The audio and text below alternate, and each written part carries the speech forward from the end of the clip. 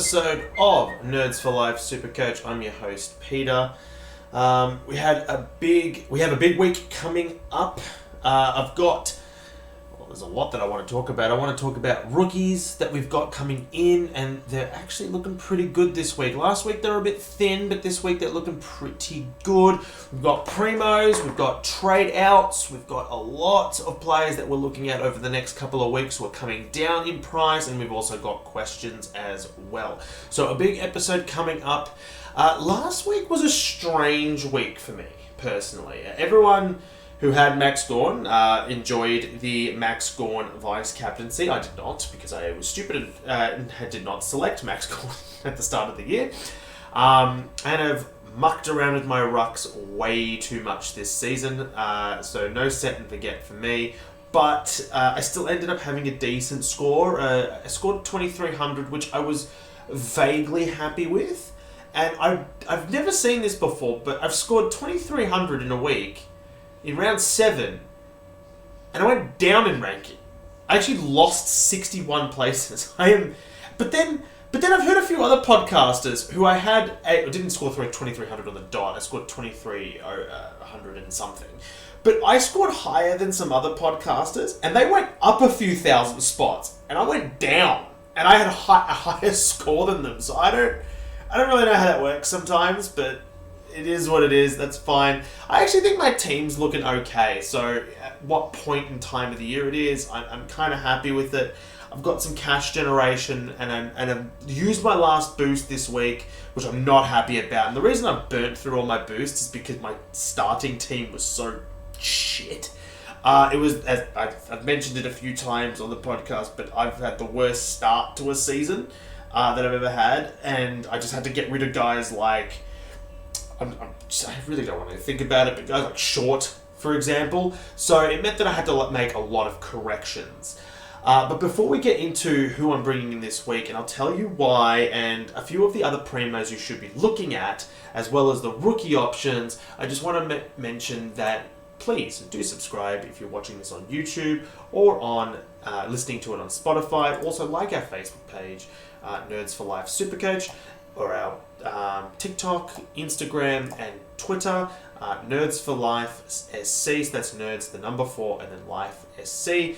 It's where I post all our news, updates, all sorts of stuff, in-game insights as well. So do give us a follow there. Now, as I said, it's a big week this week. We've got a lot of players that people are looking at because they're starting to come down in price. That doesn't necessarily mean that you should be picking up this week. Some of these guys are probably ripe for the picking in a week or two.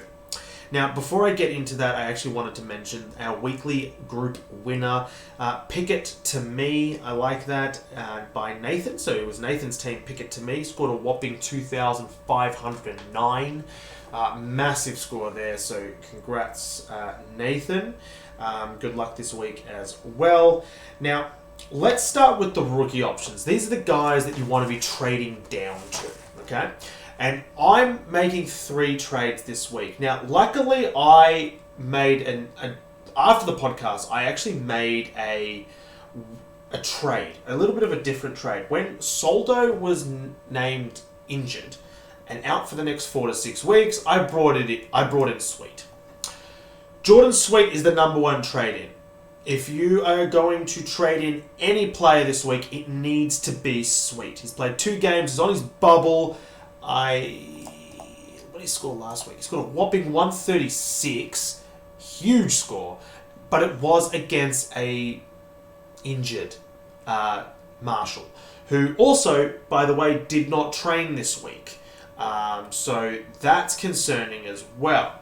So for anyone that is considering getting rid of Marshall, I'm all up for it, because I've actually gotten rid of Marshall, who I geniusly brought in for Brody Grundy a couple of weeks ago, and I've gone Sweet, and I'm going to use those funds elsewhere. So he scored a 68 against Collingwood, but that was when he was sharing the ruck load with Soldo, and then he went 136 as a sole ruckman against a half-beaten down Marshall.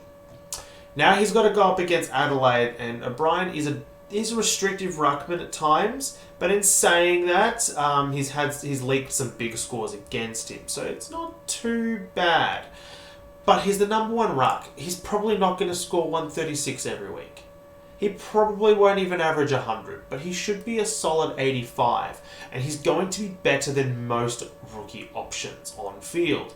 So for me, I feel like it's a safe pick because he's going to make us a lot of cash. We know for the next 4 to 5, maybe 6 weeks if we're lucky, he should be the number one ruck, and also he should score well as a result. So I don't mind it. Obviously, it's a lot safer. If you've nailed your rucks and you've already got Tim English and you've already got Max Gawn, I don't like that play. I don't like taking out one of those guys for Jordon Sweet. Don't like it at all. Then you make Sweet your R3. However, if you've got a Rowan Marshall like I do,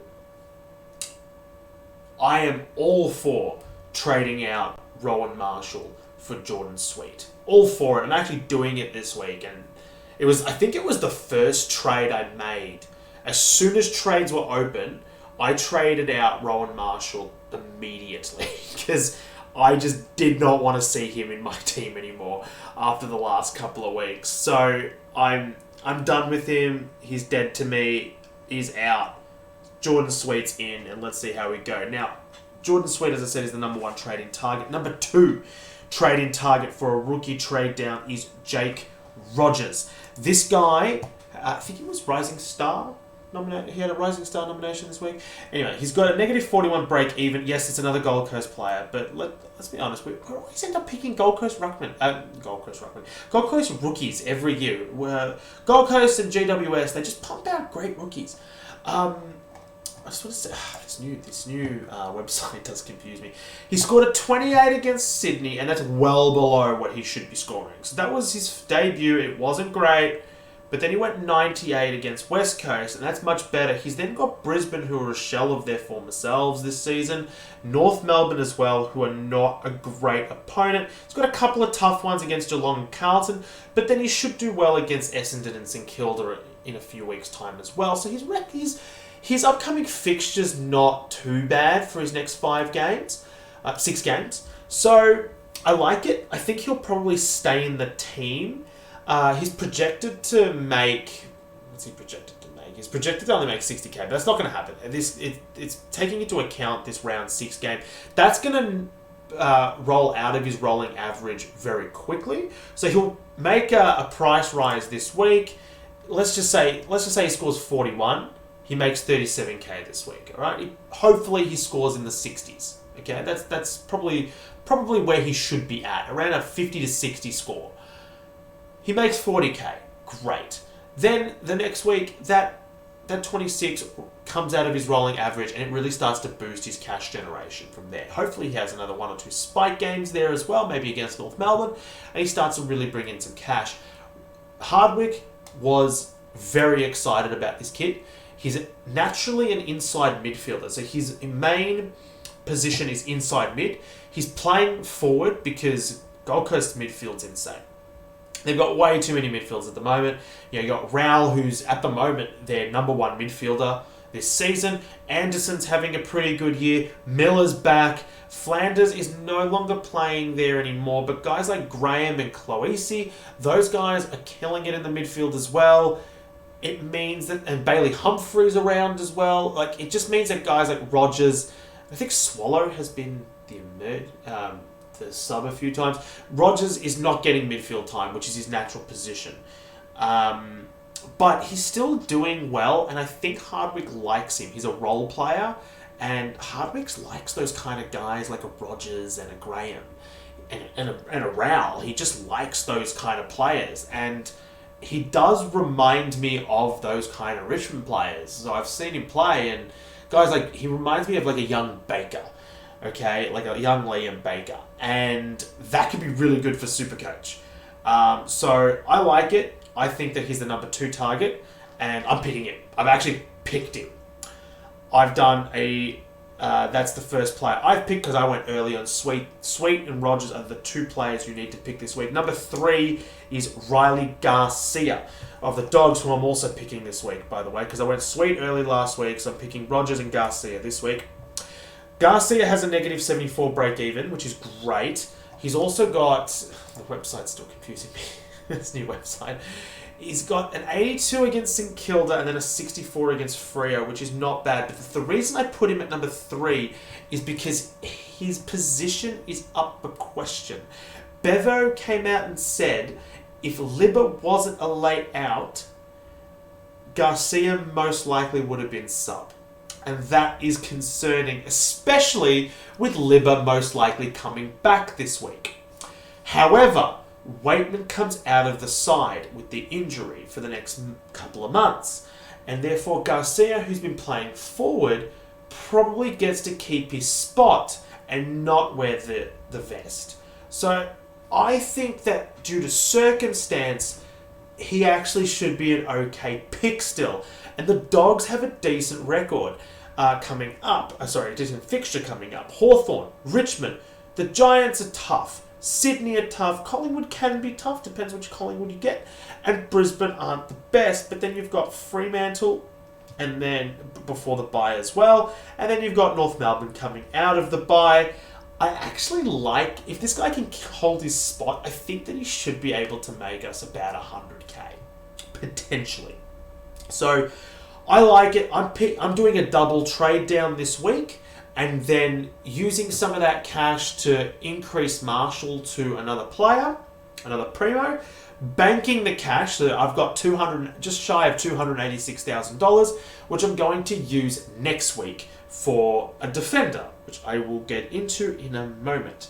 So they're the 2 rookie options that I think are the only 2 real ones you should be looking at when it comes to rookie trade downs this week. However, there are a few that I want to mention for next week that just keep an eye out on. Don't write them off. Just keep an eye. Don't go early. There's no reason to be going early this week. Unless you went early on, I suppose if you went early on Riley Garcia and Jake Rogers and Sweet, then I suppose you can go early. But like I said, once you go early on rookies, the following week you tend to go early on rookies because you've already gone early on rookies the week prior. It's kind of a cycle. So once you start going early on rookies and you take that risk, you just continue to do it because the following week when you want to trade down, you don't have anyone in the bubble because you brought in that person the week earlier. So I don't like it. You start to get into a bit of a role when it comes to it. And anyway, these are the guys to look out for next week. You've got Darcy Jones from the Giants, had a decent game. I know a lot of people are already going early on him. I don't like it. He scored a 75. He's only played 1 game. I don't like it. He's also got a really tough matchup coming up. He's a forward. If you don't have Riley Garcia, he's on his bubble and he plays in the same position as Darcy Jones. So, not for me. Daniel Turner is an interesting one. A lot of people are not sold on him. But Daniel Turner's 191k. He's been in the system for some time.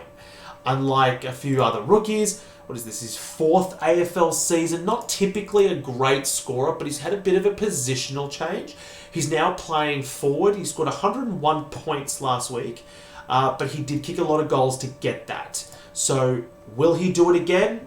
Don't know. He doesn't play Richmond every week. So, let's just see what he does. It's kind of a wait and see for him. If he goes out there and bangs home another 90, 100 score, I think he's a must-have purely because of how much money he's going to make quickly. And especially with a lot of people still having defensive rookies that are not playing, he could be a decent player to pick up. The next one is Riley Hardiman. Not a great... He didn't do amazing. But he is an option, I suppose. North Melbourne just keep giving us players that we could potentially look at. He's another defender. He scored 50. It's okay. He's got St Kilda. He plays for North Melbourne this week. You know, he might actually do okay. St Kilda do bleed points to defenders, so he might actually get a decent score out of him, and then he could... Fuck. That was funny. Hit my thing. Knocked everything over. And I'll just pick that back up. For anyone that's listening to this on Spotify. Oh, I stained my wall. Prick. Anyway, for anyone listening to this on Spotify, I just knocked over everything next to me. So, whatever. I'm Greek. I have to talk with my arms. If you tied my arms together, I literally wouldn't be able to speak. It's just the way it is. I don't mind the pick, but let's just see how he goes. I would definitely not be going early on any of those three players. One guy that I don't mind going early on, but it's still a risk, is Cooper Simpson, sorry. This is a guy that we were looking at quite closely during the pre-season. He's got a 57 against the Dogs, and he's got a decent record coming up. Richmond, Sydney, St Kilda. He's got some talent, but the position that he plays is forward. So his scoring will fluctuate. He's got DDP as 117k. He's probably the guy that I'm bringing in next week, to be honest, as a trade down target. He would be the only one that I would consider going early if you really desperately needed to. Fremantle supporters really rate this guy, and he was on my radar all pre-season, and he just didn't get a nod for round one. He got a little bit of an injury, I think, just before round one, and that stopped him from debuting early. So keep an eye out on Cooper Simpson. Now, this is the moment that you all have been waiting for. Primo trade-ins. Now, I'm going with someone who's a little bit pricey. There are a lot of players that are at a juicy price, though. The first one I want to talk about is Tom Green. Now, a lot of people are picking Tom Green. Why are people picking Tom Green? Because he's $579,000, which is about the price that Sam Walsh was at last week, and he's just come off 159. He's also averaging 120.4 for the season, which is brilliant. However, I'm personally not going Tom Green. And I'll tell you why I'm not picking Tom Green. Because all of Tom Green's huge scores have been against shit teams. But when he's gone up against decent midfields, he's really underperformed. And I think that he's got the potential to be a top-line, top-8 midfielder. He really does. He really does. And I'm just talking on a SuperCoach perspective. I really rate the guy as an AFL midfielder. Okay, I just mean SuperCoach perspective. I don't know. He's never really been in my radar for this season. He was only really in my radar for the start of the year because of his early draw, and I didn't go him. I don't know. Look, hear me out. He scored 132 against Collingwood. Yes, Collingwood are a good team. They're the reigning premiers. But remember, round 0, they were not themselves. They did not look great in round 0, okay? They struggled. Then he went up against North Melbourne and West Coast, who, by the way, he does not play again this season. And he went 152, 137. Huge. He was averaging 140 after 3 games. But again, he was going up against a Collingwood who are not playing good football, and then North Melbourne and West Coast, who are the cellar dwellers.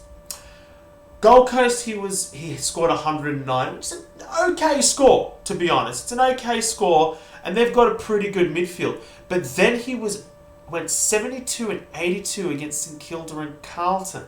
St Kilda's midfield's not that great. And Carlton's, yes, they are very good when it comes to their midfield, and they do tend to restrict opposition midfielders. But for someone that's a top-of-the-line midfielder, I don't know, just the 82 and the 72 really bother me. Then he went at 159 against Brisbane, but just remember, Brisbane are not the Brisbane we have seen over the last 4 years. They are really struggling this year, and it really shows. For me, his break-even is, I think his break-even's low. His break-even's a 91. Okay, and he's projected to go 106 against Sydney. All right, he goes 106. He's only making 7k, which means he's still going to be around the 500k mark next week. He only went 126 against them last year and 118. He did go 164 against them in 2022, which is exciting. He's then got Essendon, who are definitely a better matchup, and the Dogs, who he does have a good record against. So I suppose there is positives. I want to see what he does against a quality midfield again. Because thus far, he's just been smashing the bottom teams. and just doing really shit against the big teams. I want to see what he pumps out against the big team. If he goes 120 against the Swans, then I think he's a trade-in target for next week for me. But if he doesn't, it might show that he might be a M10 by end of season. I just look, he's just not going to be playing those small teams, those struggling teams every week, and I think that I would rather have a guy that is going to be a 110, 120 player against a top team than a guy that is going to go 150 against the shit teams and then go 80 against the good teams. For me, personally, when it comes to picking a primo mid. So I'm not going green for that reason, but I understand if you would. The next one I want to talk about is Dawson. Now, a lot of people are talking about Dawson, and I was tempted to pick him up, and I still am, but in a similar... His break-even's 24, and he's got a projection of 104, so he's going up rapidly. He's going to go up rapidly, and he's got a really good record against Port Adelaide. He went 119 against last year, 114 and 123. So he's got a pretty consistent record. He's also playing Adelaide Oval. He's got a good record coming up. He's got a lot of Adelaide Oval games. He's also got West Coast in the next few weeks, Hawthorn and Richmond. As I said, he's got a good record against Port. He's got a decent record against Brisbane, and Collingwood he's got a fantastic record against. He looks good, and Matt Crouch came back in the team and didn't really affect him, but he scored 127 against North Melbourne, who are, as I mentioned before, a pretty average team, and he spent 16 minutes on the bench in the last quarter, and this actually happened in the pre-season, when Adelaide were winning games by a large amount, they were starting to rest guys like Dawson, and we just thought that that wouldn't happen throughout the regular season, but then it did last week when he looked to go 150 plus, and he didn't because he was rested on the bench for majority of that fourth quarter. So that was a little bit disappointing for owners, but he went 168 against Essendon beforehand. Again, he's just beating on the bad teams. These midfields that he's gone up against in the past for the start of the year, they're actually pretty decent, and he didn't score that well. Look, I like him. I think that he's a really good option. He's obviously, the value is there. If you can't afford the guy that I'm bringing in and you can't afford green, or you've already got green, I really like this pick as a third option. I really do. But in terms of value, you could be getting an absolute steal. However, I think there's a lot of risk involved as well. Look, we'll go wait and see. This is the last week to bring in Dawson. I wouldn't be paying 580, 590k next week. So if you want Dawson, this is the week to make that play. The next guy I want to talk about is Tim English, who is also dropping a shitload of cash. A guy that I paid almost 100 grand more for. He scored 134 last week. He looks pretty good again. He's got Hawthorn, Richmond, GWS, who I think he should score well against over the next few weeks. Look, he started the season very well, but then he just had a really bad game against Essendon. He went up against St. Jewel Ruck and Draper and Goldstein and got found out. Then has really bounced back quite comfortably. So I think this guy is going to be very important. He's got a break-even of 90. All right, he's most likely going to hit that this week against Hawthorn. And if he goes 100, he goes up only 4k. However, if he goes up 130, the price starts to really go up. I can genuinely see him scoring about 120, 130 this week, which means he won't be in the 500k mark anymore, and he'll be in the early sixes. Then he starts becoming out of reach again. This is most likely the cheapest we're going to get Tim English. If you want Tim English, this is the week to do it. For me, I would put him ahead of a Dawson. If you've got a ruck line of, I don't know, Meek and if you've got Marshall and you already have Sweet, or you don't want to go Sweet for whatever reason. Sorry, I really needed a drink of water there. And you wanted to go Sweet, you didn't want to go Sweet for whatever reason. You've got some cash to burn. I don't mind English. I think he's only 40k more expensive. I think he's the way to go. For me, I've already got English. If I had gone, hypothetically, and I had the Marshall issue, I wouldn't be doing the sweet trade. I'd be going English. I'm just doing the sweet trade because I've already got English. So I actually think English is probably the number one trade in target this week. Number one in terms of value and the amount of points you're most likely going to score. Because he's a top two. He's a top two ruck. And then I'd go Green and Dawson. And then actually, before I go with the player that I'm bringing in, it's his teammate, by the way. I don't mind the Darcy Parish pick. He's projected to go 89, which is probably unders of what he's actually going to do against West Coast. He's got a break even of 74, so this is the only week that I'd pick him. He could probably justify it next week as well, but he's 493k, so he starts getting to about the 500k mark. Remember, this guy was 600k at the start of the year, and we were considering him because he looked really good in the preseason.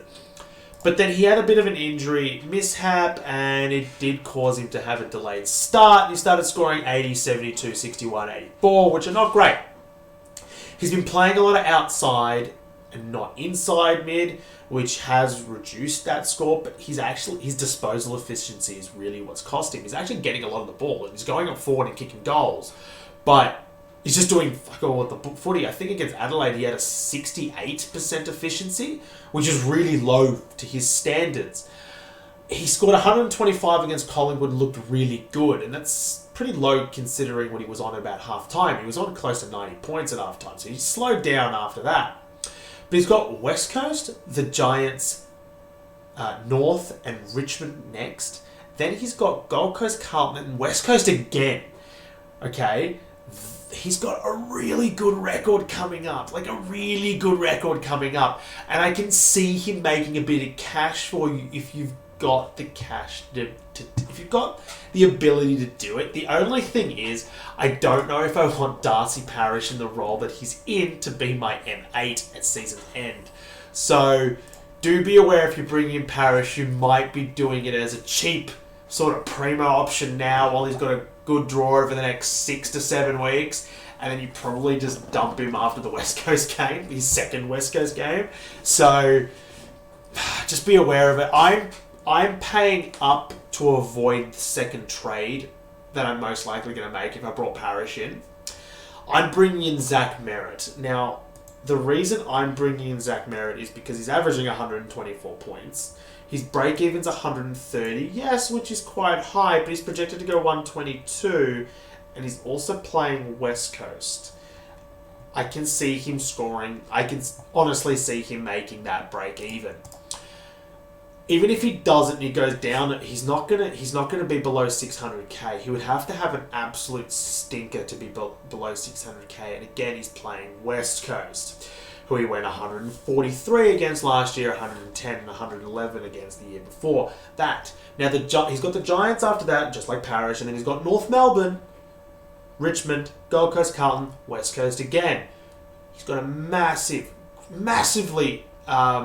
favourable fixture coming up, and I rather have Merritt in my team than Parish because I just think that he's going to make the most of that. And I've got more confidence that Merritt is going to make the most out of that fixture, and I think my midfield looks pretty good with Merritt there, and I'm probably going to pick him as my vice captain this week. So I'm paying up for that quality because I just think there's going to be a period of time where he's just going to be scoring very well. And if he does score very well like you think he is, that 640k that I'm paying this week might be the best price that I pick him for quite some time, because that fixture looks juicy. And I don't want to miss out on Merritt. I don't want to get to the end of the season where I don't have a Merritt because I was priced out. Just like Dawson last year, I couldn't get my hands on him because I was priced out.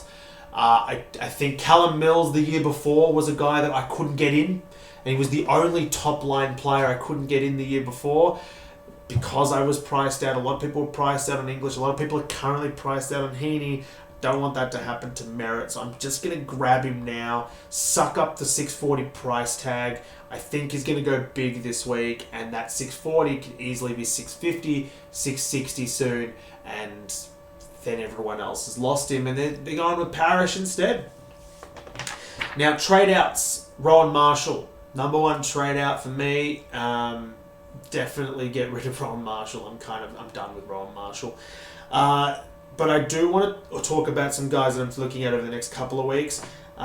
Tom Stewart is basically a lock for next week. He's the guy that I'm most likely bringing in next week. He's 538k. He's already dropped 100k. His break-even's 138. He's got a projected score of 95. And he's going to lose another 20k, roughly. He's got a good record against Melbourne, but not an incredible one. I could genuinely see him dropping... Yeah, I could genuinely see him dropping to around that 510k mark, 515k mark.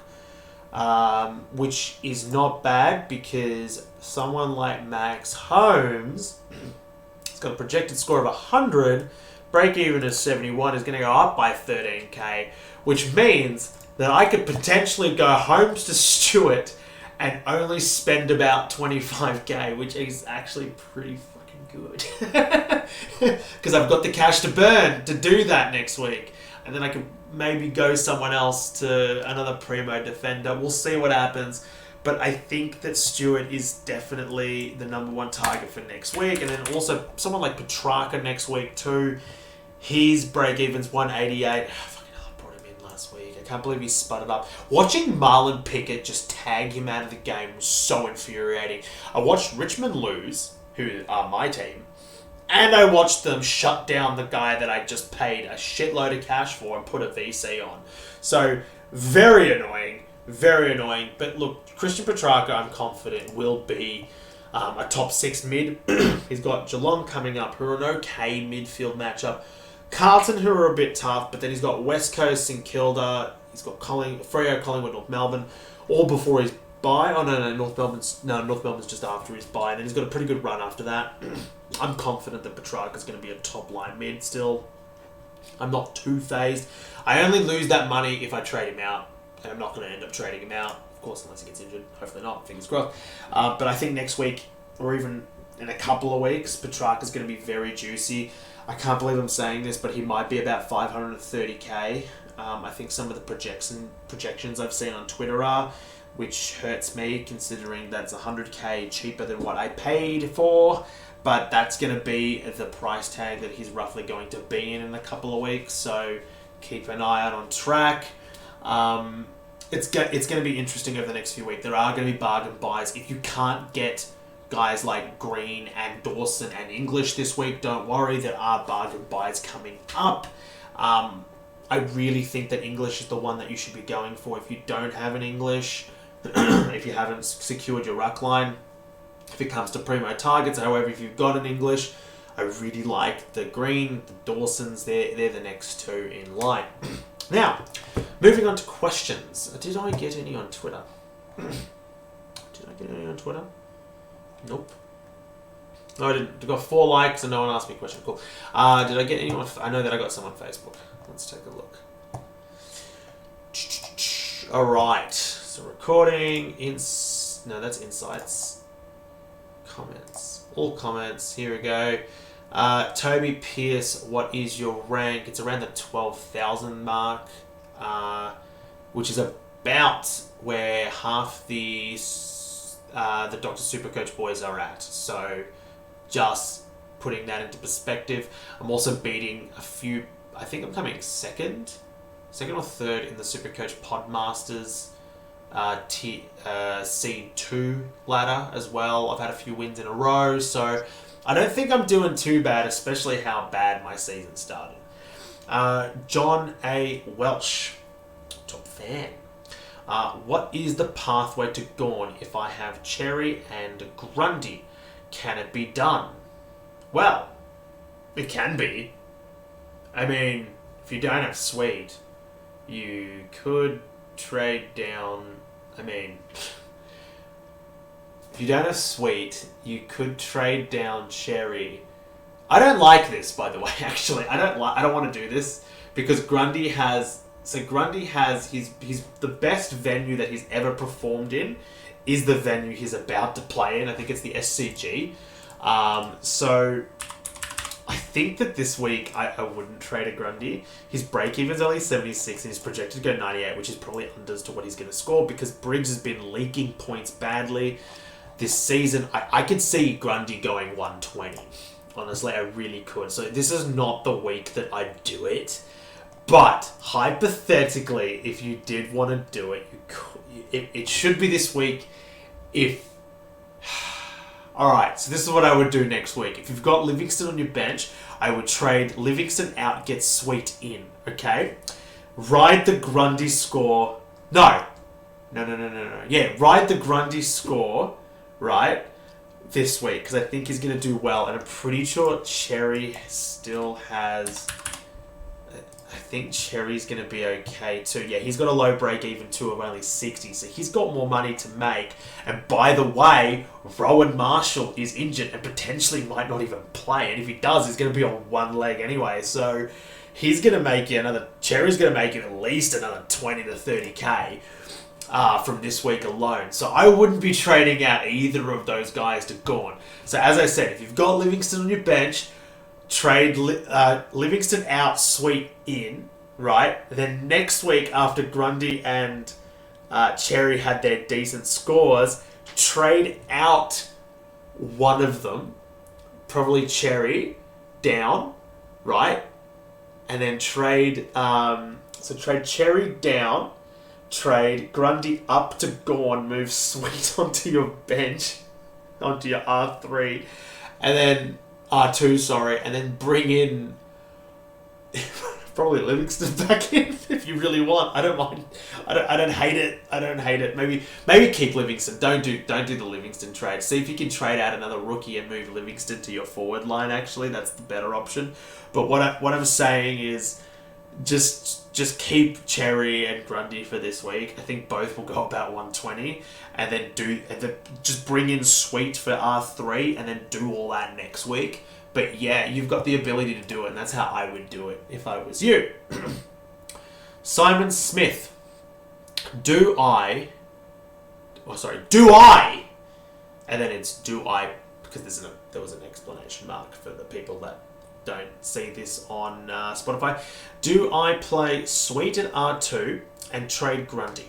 Means should be able to upgrade Sweet to Timmer around the buys, or more Livingston to forward for Loop, trading Combin and Loham out here. I like the Sweet play at R2. However, I still think Grundy's going to have a really good score this week, so maybe hold off on that. I would prefer you to do the second one, moving Livingston to your forward line and trading in Sweet at R3. If you could potentially go, I think personally Tim English is the way to go for this week. I think that he's at his optimal prime price this week. But if you can't get him, that's fine. I don't mind the Sweet to R2, but I wouldn't be doing it for Grundy this week, honestly. Trading Combin or Loham out, that's the way I would do it. Combin probably has a bit more money to make. I think he plays St Kilda this week, who bleed points to defenders, so maybe keep him and just get rid of Loham this week instead. Sorry. James Epper, is Caldwell a forward primo option? I don't know. I know he's got some midfield time. Jai Caldwell. He's got a decent record coming up. He's just come off 106, got a break even of 55. No, sorry, he came off 100. He's got a break even of 55. And as I said, he's got a very favourable fixture coming up. He's actually looking alright. I don't mind this. You know what? This is a guy that has flown a little bit under the radar. He's got a 1.3. He's in 1.3% of teams, and he's still under 500k. He's gone 67 and 72, but then he's got 99, 99, 83, 129, 109, and he's averaging 92.7. And he's got a really good record coming up. I don't mind it. afl.com.au. You might be onto something, actually. Let's take a look. All right, let's take a little bit of a deep dive into this, James. Let's see what... I just want to see what he kind of scored last week. Did he get CBA time? That's the thing that I want to see. And obviously the Pies and Essendon, they did time on ground. Jai Caldwell, 72%. Tackles. Didn't get a great lot of tackles. Why is this different on the team stats? Maybe it's team stats? No. Why is this different on the app? I think the SuperCoach app's way better. Oh, advanced. Here we go. So, let's take a look here. Disposal efficiency. He actually was pretty good. He went at 87.5%. Clearances. He had 2 clearances. So he was getting... Why is this not showing? It's very annoying. The app's way better. I'm just gonna use the app on my phone. Oh. I just want to see if Caldwell is getting... How many CBA attendances Caldwell's getting. So let's take a look. So it's round 7, and then now we're going to move to the Collingwood game. Players, advance, CBAs. Got 7 CBAs. So he was below Draper, Goldstein, who are obviously ruckman, but then he was below Parrish, Durham, Stringer, and Merritt. So he was the 5th man. And Stringer is not the type of guy that gets a lot of CBAs. He'll have those games where he gets thrown in there, but then he'll have other games where he spends the entire time forward. Let's see. Caldwell had 16 CBAs the week before as well. Ooh, I don't mind this. I really don't mind this. And then the week before that... He had he's getting 17% CBA. He's getting 75% of game time every week as well. Like, I don't mind it. I really don't mind it. Keep an eye out on him, actually. Keep an eye out on him. I don't mind it. He's getting pricey. So if you're going to... His break-even's 55. He's projected to go up another... 23k, which makes him about 5'10 next week. He's got West Coast this week, so he could score another 100. I don't mind the pick. And now you're tempting me.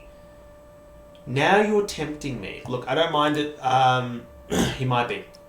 Our forward lines are shit. NJ Convey.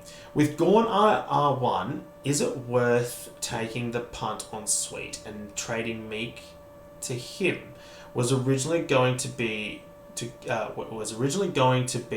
English this week, but now means I can use a boost to get Dawson and Dale for Williams and Powell, who seems to have lost his role and still with 177k spare.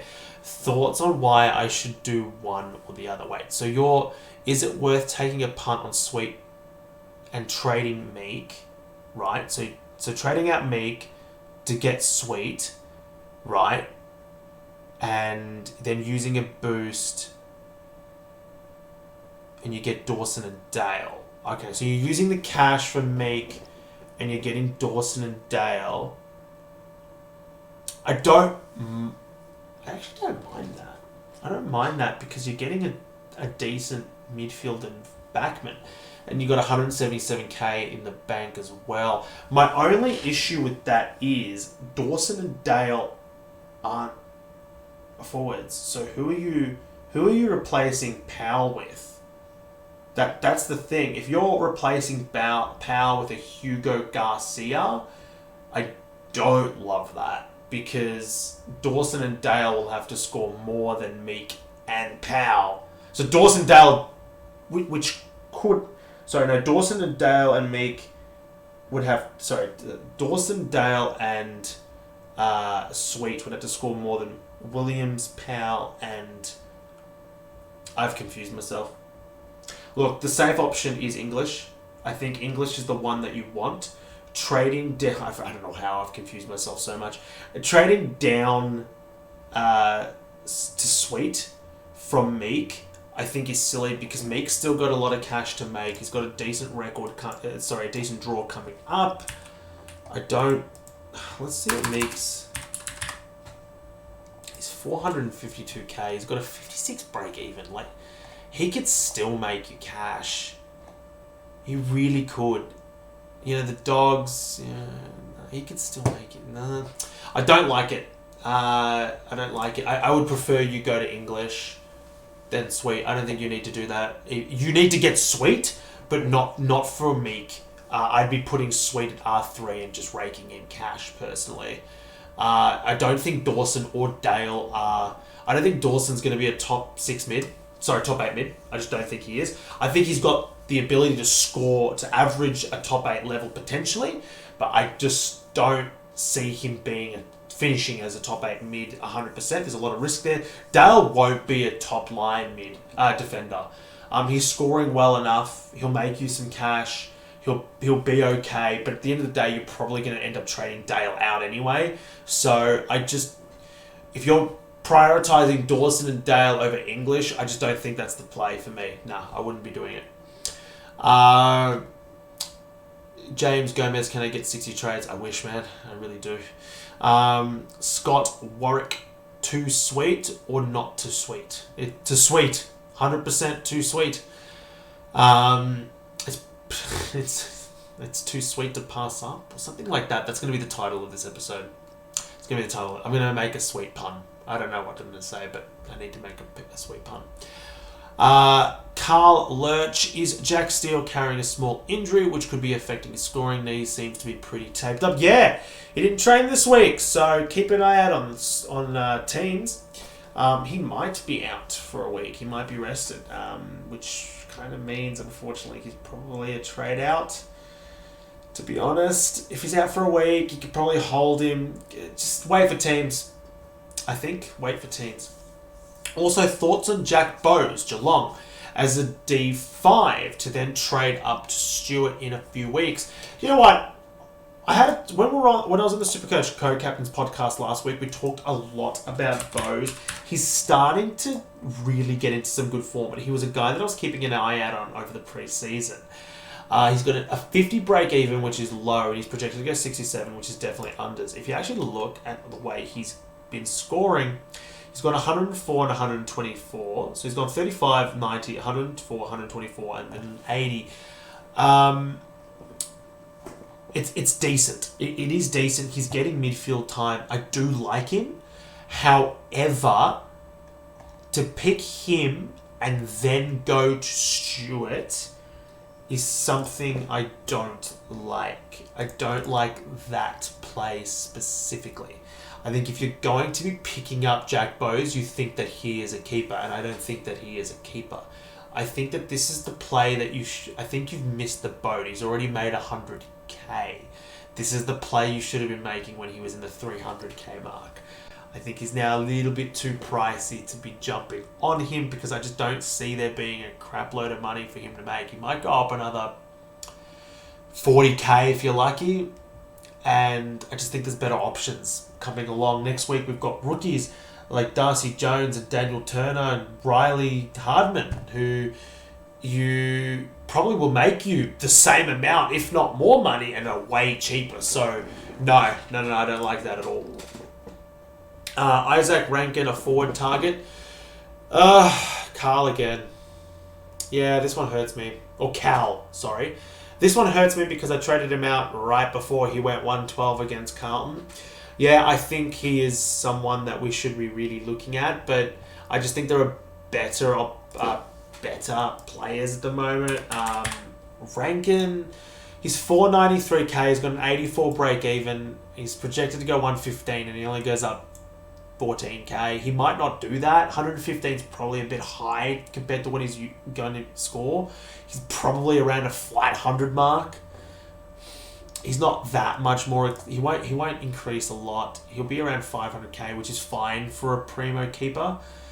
He's scoring alright. He's averaging 93. I don't mind the pick. I still rate Rankin. I still think he could be a top line forward. Yes, but I would rather be going for other players this week. I would rather be going for other players this week, personally. I think there are better options out there than Rankin this week. However, if your midfield's full and your defence is fine, then, which I assume it's not from this question because you've got Jack Steele, then, yeah, I don't mind the Rankin pick. Simon Smith. Second trade is Sarong in for either Hewitt with Livingston forward or Bonner out with Grundy traded. So are you trading Grundy in? Yeah, I think are you trading Grundy in or out? Second trade is Sarong. Well, I don't know who your first trade is. I don't know who your first trade is, so I don't understand. If you're trading in Grundy, I don't hate it. Or Bonner out with Grundy traded. So I don't know who you're getting. Or is it just that you want Sarong?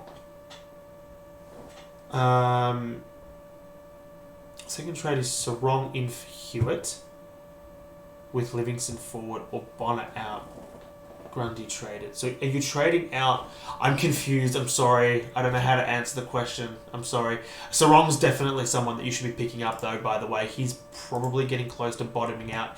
He's got a break even of 98. He's going to hit that against Richmond this week unless Richmond tag him. But even if Richmond tag him, he's probably still going to score 98. And he's got a projection of 115. So I think this is about the cheapest we're going to get him.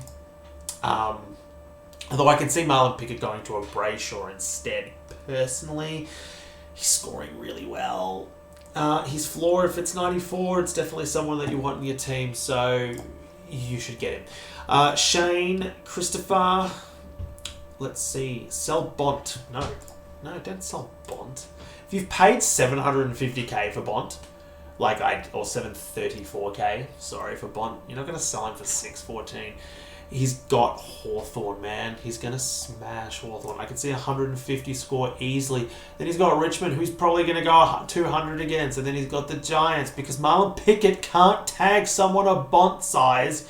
It's not going to work. So I think that Libba would be more of a tag target for like a Marlon Pickett. So with Bont's next two opponents, I would not be trading out Bontempelli. Keep Bontempelli. Andrew Ford, another top fan. Is McRae a forward option now? If not, who else at that price? I do like Rankin. As I mentioned a little earlier, I think McRae is probably the safer pick, but also he had a really bad first quarter last week, but then he did score. He made up for it. He had about a 75 point. He scored about 75 points over the next 3 quarters, so it wasn't too bad because he only scored 4 points in the first quarter. Has sort of been he was building up until last week. I still think he probably is going to be a top 6 mid by season's end. He's got a good record as well, but again, as I said, I wanted to see his role with Libba back, and we didn't get to see that, and then he scored kind of average, so I would not say that he's a priority must trade in this week, but he's pretty cheap, so if you can pick him up for the price that he's at, I don't mind it. He's 486k, he's got a break even of 76, he's got a projected score of 78. If he does that, he goes up $700. Not 700k, he goes up $700. He goes a little bit higher, he probably goes up, 10k. He's still going to be in the 400s, late 400s next week. So you could probably snap him up next week. But I would watch him against Hawthorn before you do buy him. I think there are better options out there anyway this week. Tate Fuller. Can I afford to not take Sweet? Nope. Will Bailey Dale keep this up? Probably not, to be honest. Probably not, because Libba will come back.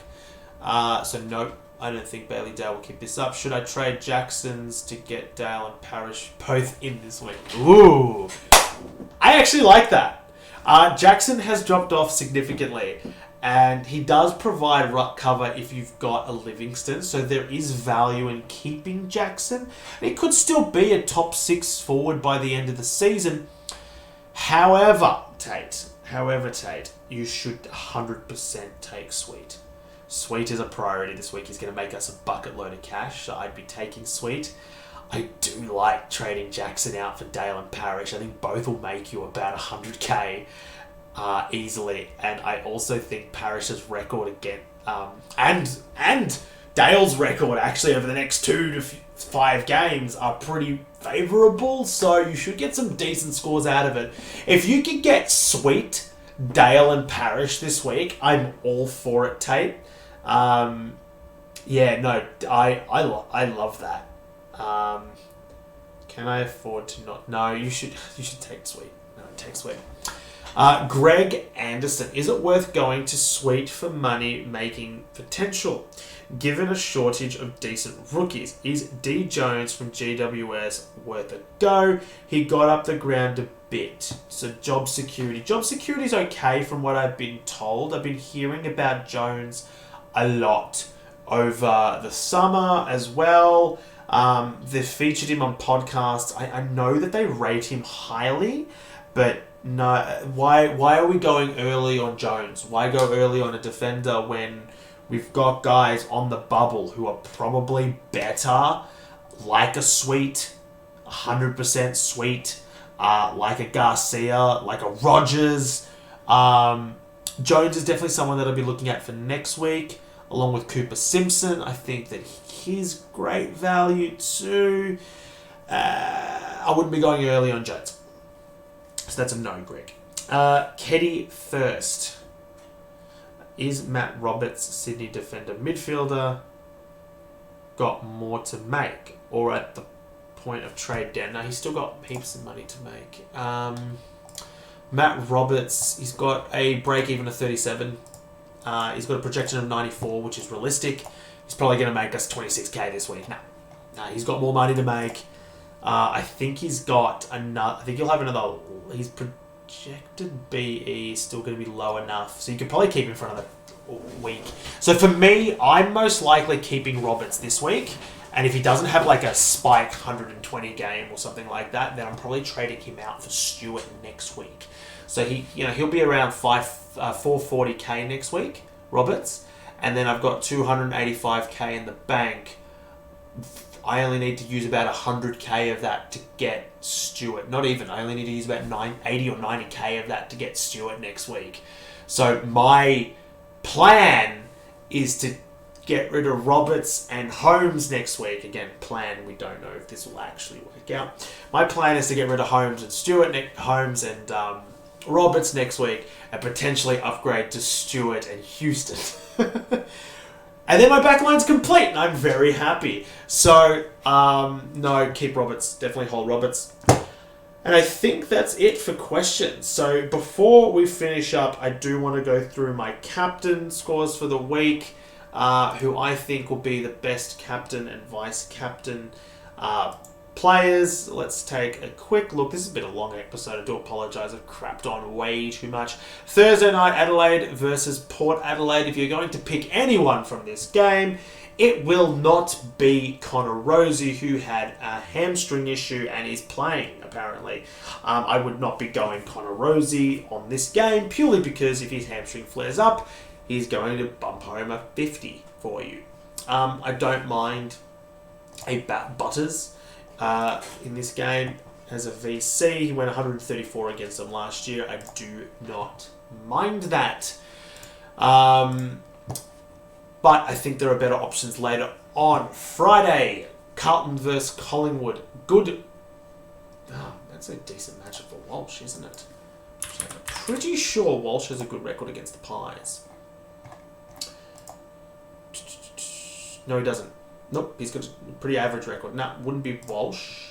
It was Cripps that has a good record against the Pies. Let me take a look. I think it's Cripps.